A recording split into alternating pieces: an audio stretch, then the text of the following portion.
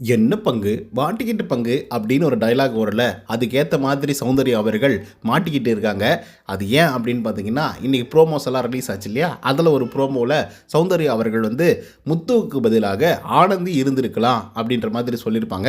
அதுக்கு சில ரீசன்ஸும் வந்து சொல்லியிருப்பாங்க. அந்த ரீசன்ஸை சொல்லும்போது தான் சௌந்தர்யா மாட்டிக்கிட்டாங்க அப்படின்னு வந்து சொல்லலாம்.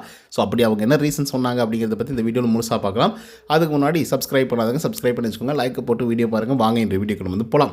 அவங்க சொன்ன சில ரீசன்ஸ் வந்து மிகப்பெரிய அளவில் ட்ரோல் மெட்டீரியலாக மாறிருக்கு. சொல்லப்போனால் சௌந்தர்யாவுக்கு மிகப்பெரிய அளவில் நெகட்டிவ் இம்பேக்டை க்ரியேட் பண்ணுற மாதிரி வந்து இருந்துகிட்ருக்கு. ஏன்னா சோஷியல் மீடியாக்களில் அதை பற்றி மட்டும்தான் இப்போதைக்கு வந்து பேசிகிட்டு இருக்காங்க. அது என்ன அப்படின்னு பார்த்தீங்கன்னா, முத்துக்குமரன் அவர்கள் வந்து இந்த மண்டையை கழுவி ஒரு ஆட்டம் ஆடுறாருல, அவருக்கு ஏற்ற மாதிரி அந்த மாதிரி மண்டையை கழுவாமல் நேர்மையாக வந்து விளையாடுவாங்க ஆனந்தி. ஸோ அதனால் இவருக்கு பதிலாக இவர் இருந்திருக்கலாம் அப்படின்ற மாதிரி, முத்துக்குமரனுக்கு பதிலாக ஆனந்தியே இருந்திருந்தால் நல்லா இருந்திருக்கும் அப்படிங்கிற மாதிரி சௌந்தர்யா வந்து சொல்லியிருப்பாங்க. இது நீங்கள் ப்ரோமோஸில் பார்த்துருப்பீங்க. இது வரைக்கும் பிரச்சனை கிடையாது. பட் இதுக்கப்புறம் கொஞ்சம் பின்னாடி போய் செக் பண்ணால் தான் தெரியுது, சௌந்தர்யா அவர்கள் தான் ஆனந்தி அவர்களை வந்து கழுவி கழுவி ஊற்றிருக்காங்க. குறிப்பாக ஓப்பன் நாமினேஷனில் அப்படி என்ன சொல்லியிருக்காங்க அப்படின்னு பார்த்தீங்கன்னா, நீங்கள் மண்டையை கழுவுறீங்க, மண்டையை கழுவுற மாதிரி வேறு இருக்குது, அதனால் நீங்கள் இன்ஃப்ளூயன்ஸ் படுத்திடலாம், மேனிப்புலேட் பண்ணிடலாம், ஒரு கேமை வந்து விளையாடாதீங்க அப்படிங்கிற மாதிரி சொல்லியிருப்பாங்க சௌந்தர்யா. அண்ட் ஒன் மோர் என்னென்னா, அந்த வீட்டுக்குள்ளேயே ரொம்ப மேனிப்புலேட்டிவாக இருக்கீங்க, இன்ஃப்ளூயன்ஸ் படுத்துறீங்க அப்படின்னு சொன்னதே வந்து பார்த்திங்கன்னா சௌந்தர்யா அவர்கள் தான் ஆனந்தியை பார்த்து.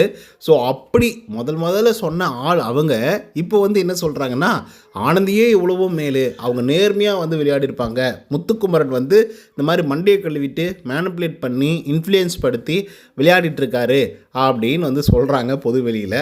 ஸோ இதை வந்து மக்கள் கம்முனுப்பாங்களா பார்த்துட்டு? அப்போ அமைதியாக இருக்க மாட்டாங்க. ஸோ ஃபுல்லாக போட்டு ட்ரோல் பண்ணிகிட்ருக்காங்க. அன்றைக்கி இந்த வார்த்தையை சொன்னேன், இன்றைக்கி என்ன வார்த்தையை சொல்கிற பாத்தியாமா சௌந்தர்யா, இதுக்கு தாம்மா உனக்கு கேமே விளையாட வரல அப்படின்னு சொல்லி போட்டு பொலன்னு பொழந்துட்டுருக்காங்க எக்ஸ் தளங்களில்.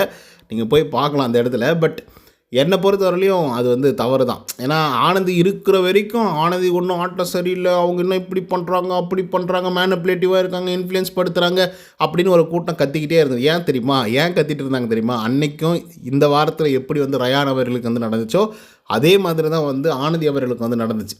ஒரு கூட்டம் வந்து ஜென்ரலாக டைரெக்டாக அட்டாக் பண்ணுச்சு ஆனந்தி இன்ஃப்ளூயன்ஸ் படுத்துகிறாங்க, மேனிப்புலேட் பண்ணுறாங்க, அப்படி பண்ணுறாங்க இப்படி பண்ணுறாங்க, ஃபெமினிஸ்ட்டாக இருக்காங்க, ஃபேக் ஃபெமினிஸ்ட்டாக இருக்காங்க அப்படின்னு சொல்லி பயங்கரமாக போட்டு தாக்குறாங்க. ரீசன் என்ன தெரியுங்களா?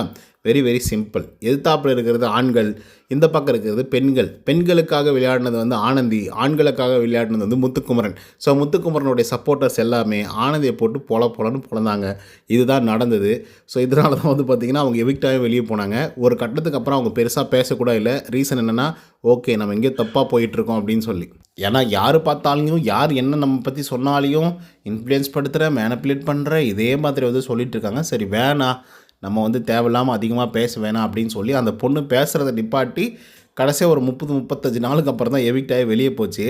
உண்மை அதுதான். நிறைய பேர் வந்து கேட்கவும் செஞ்சாங்க, ஆனந்த் நீங்கள் என்ன இப்போல்லாம் அதிகமாக பேசுகிறதே இல்லை, ஏன் உங்களுடைய தாட்டை வந்து எடுத்து வைக்கிறதே இல்லை, தாட் ப்ராசஸை அப்படின்னு சொல்லிலாம் கேட்கும். எப்பா சாமி என்னை விட்டுருங்கடா ஆளை, ஏன்னா இவங்களே கேட்பாங்க, நம்ம எதாவது சொல்லுவோம், அதுக்கப்புறம் இவங்க வந்து ஏன் நீ இப்படி வந்து இன்ஃப்ளூயன்ஸ் படுத்துகிற, மேனிப்புலேட் பண்ணுற அப்படின்னு சொல்லி இவங்களா கேட்பாங்க அப்படின்னு சொல்லி அவங்களாம் ஒதுங்கிட்டாங்க. ஆக்சுவலி உள்ளே நடந்தது ஒரு விஷயம், உள்ளே வந்து அடிச்சிட்டாங்க, ஒரு புரியுதுங்களா, நல்லா அடின்னு அடித்தாங்க ஆனந்தியை. பட் வெளியே இன்னொரு வேறு மாதிரி ஒரு கண்ணோட்டத்தில் ஆனந்தியை வந்து பார்க்க வச்சாங்க ஆக்சுவலாக சொல்லப்போனால். பட் நல்ல பிளேயர் தான், அதை வந்து விஜய் சேதுபதி அவர்களும் வந்து சொல்லியிருப்பாப்புல. ஸோ அதுக்கப்புறம் பார்ப்போம். இந்த மாதிரி சௌந்தர்யா சொல்லியிருக்காங்க. ஸோ இதை பற்றின உங்களோட கருத்துக்கள் என்ன அப்படிங்கிறத கமெண்ட்ஸில் சொல்லுங்கள். இந்த வீடியோ உங்களுக்கு வந்து பிடிச்சிருந்தா லைக் அண்ட் சப்ஸ்கிரைப் பண்ண மாதிரி. நன்றி, வணக்கம்.